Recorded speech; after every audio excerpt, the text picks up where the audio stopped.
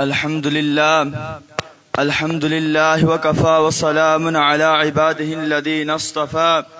أما بعد، فقد قال الله تبارك وتعالى في كلامه المجيد والفرقان الحميد: أعوذ بالله من الشيطان الرجيم.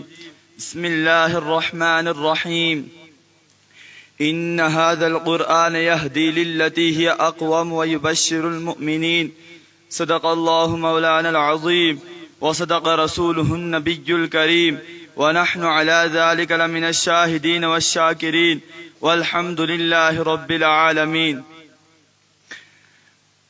نہ ہو ممتاز کیوں اسلام دنیا بھر کے دینوں میں، نہ ہو ممتاز کیوں اسلام دنیا بھر کے دینوں میں، وہاں مذہب کتابوں میں، یہاں قرآن سینوں میں۔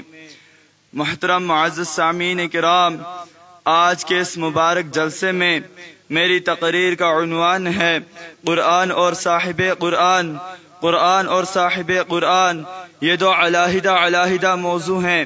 اگر میں کہوں کہ یہ دو ایک ہیں تو اس میں کلام نہیں کہ قرآن بھی وہی ہے اور صاحب قرآن بھی وہی ہے۔ فرق کیا ہے؟ فرق یہ ہے قرآن علم ہے، نبی عمل ہے۔ قرآن متن ہے، نبی تشریح ہے۔ قرآن اجمال ہے، نبی تفصیل ہے۔ قرآن کتاب میں اللہ کا کلام ہے، محمد چلتا پھرتا اللہ کا کلام ہے۔ قرآن بے مثال ہے۔ کیوں؟ اس لیے کہ جس پیغمبر پہ اترا وہ پیغمبر بھی بے مثال ہے۔ قرآن لا زوال ہے، جس نبی پہ اترا وہ نبی بلا زوال ہے۔ قرآن کو پڑھ کر کوئی تھکتا نہیں، محمد صلی اللہ علیہ وسلم کو دیکھ کر کوئی تھکتا نہیں۔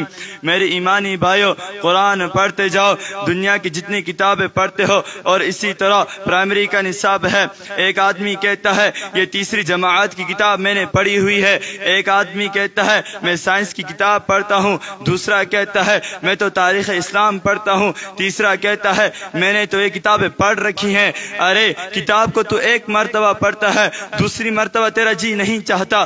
اگر تو کتاب کو 2 مرتبہ پڑھتا ہے تو تیسری دفعہ اسے بند کر دیتا ہے۔ تیرا دل یہ گوارا نہیں کرتا کہ تو دنیا کی کوئی بھی کتاب 3 مرتبہ پڑھے یا 100 مرتبہ پڑھے، لیکن دنیا میں ایک کتاب ایسی ہے جس کو پہلی مرتبہ پڑھو مزہ وہی ہے، دوسری مرتبہ پڑھو مزہ وہی ہے، تیسری مرتبہ پڑھو مزہ وہی ہے۔ ایک رات میں پڑھ لے مزہ وہی ہے، ساری رات پڑھتا جا مزہ وہی ہے، سارا دن پڑھ لے مزہ وہی ہے، نفلوں میں سنے مزہ وہی ہے، ممبر پر سنے مزہ وہی ہے، نمازوں میں سنے مزہ وہی ہے، قاری پڑھے مزہ وہی ہے، حافظ پڑھے مزہ وہی ہے۔ قرآن پڑھتے جا، قرآن پڑھتے جا۔ دنیا کی کسی کتاب پر اتنا ثواب نہیں ملتا جتنا کہ قرآن پر ہے۔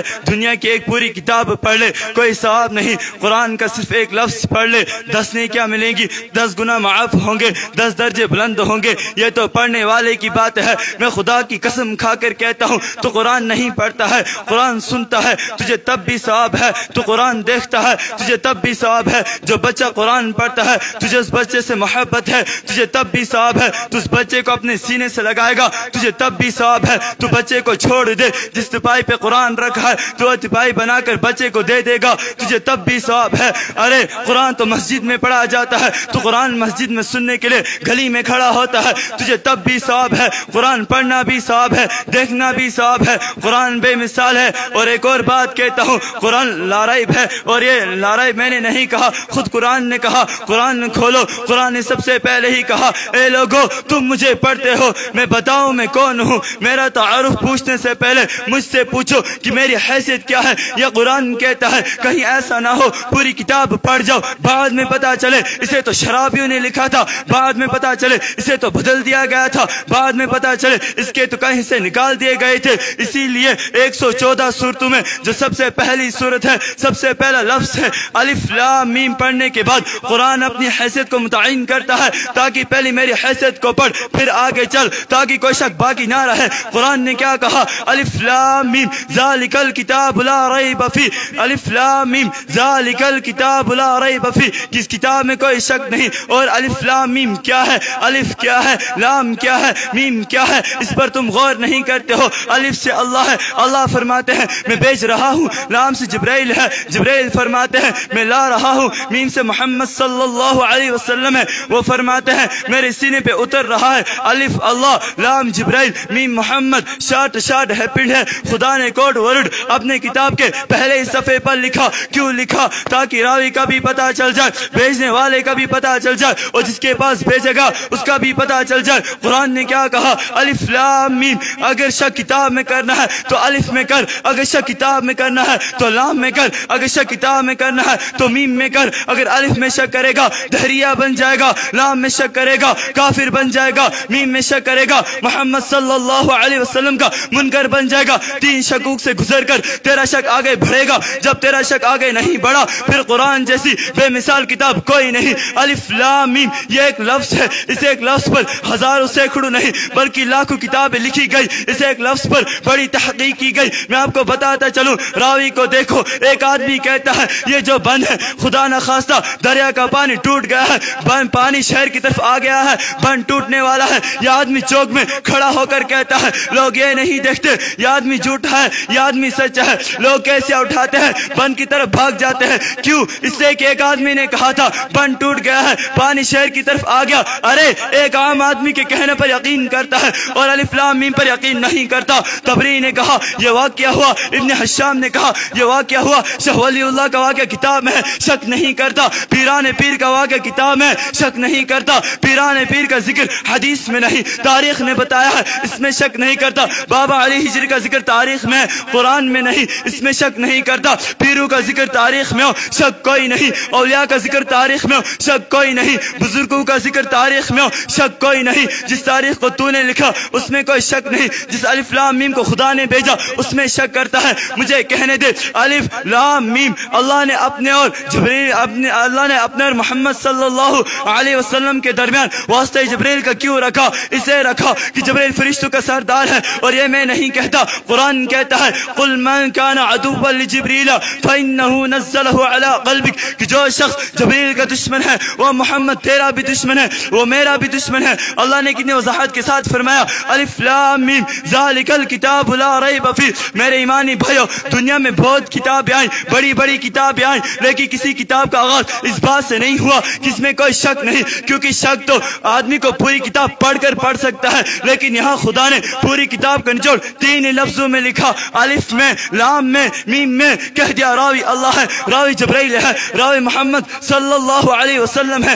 اللہ سے سچا کوئی نہیں، جبرائیل سے سچا کوئی نہیں، محمد صلی اللہ علیہ وسلم سے سچا کوئی نہیں۔ بھیجنے والا تیرا خالق ہو، لانے والا فرشتوں کا سردار ہو، اور جس پہ اتارے وہ نبیوں کا سردار ہو۔ اب جھوٹا کس کو کہے گا؟ خدا کو کہے گا یا جبریل کو کہے گا یا محمد صلی اللہ علیہ وسلم کو کہے گا؟ جب خدا سچا، جبریل سچا، محمد صلی اللہ علیہ وسلم سچا، تو پھر مجھے کہنے دے جو کتاب خدا نے بھیجی، جبریل کے ہاتھ بھیجی، محمد صلی اللہ علیہ وسلم کے سینے پہ اتاری، وہ سچی ہے، لا شک ہے۔ اسی لیے تو قرآن نے کہا الف لام میم، اور اللہ تبارک و تعالی نے فرمایا اے لوگو جس طرح مجھ میں شک نہیں، جبریل میں شک نہیں، اسی طرح محمد صلی اللہ علیہ وسلم میں شک نہیں۔ اور یہ آغاز کیوں کیا؟ خدا کو پتا تھا، خدا کو پتا تھا کہ پورا قرآن صحابہ کی شان میں ہے، اس کو جھٹلایا جائے گا، اس کو برا کہا جائے گا، اس کو شرابی کی کتاب کہا جائے گا، اس کو زیر و زبر میں تبدیلی کے لیے کہا جائے گا۔ اسی لیے آج میں عرش پر بیٹھ کر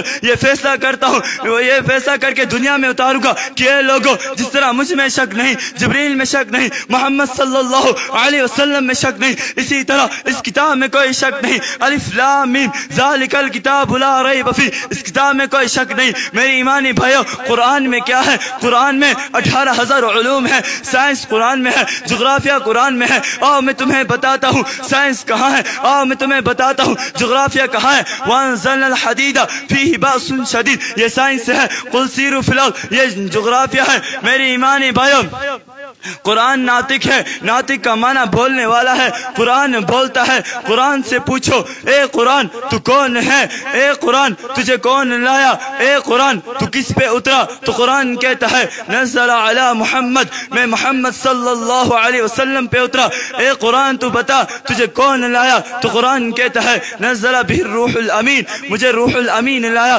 اے قرآن تو بتا تیری حفاظت کا ذمہ کس نے لیا؟ تو قرآن کہتا ہے انا نحن نزلنا نزلنا الذکر وإنا لہ لحافظون۔ میرے ایمانی بھائیو، قرآن کی طرف آؤ تو صحیح۔ قرآن نے کیا کہا؟ ان ھذا القرآن یہدی للتی ہی اقوم ویبشر المؤمنین، کہ یہ وہ قرآن ہے جو گرتی ہوئی انسانیت کو بلندی عطا کرتی ہے یا نہیں کرتی ہے۔ اللہ تبارک و تعالی ہمیں قرآن کی ادب اور اس کی شان کرنے کی توفیق عطا فرمائے۔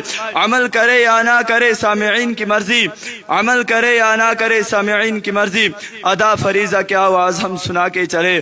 وآخر دعوانا ان الحمدللہ رب العالمین۔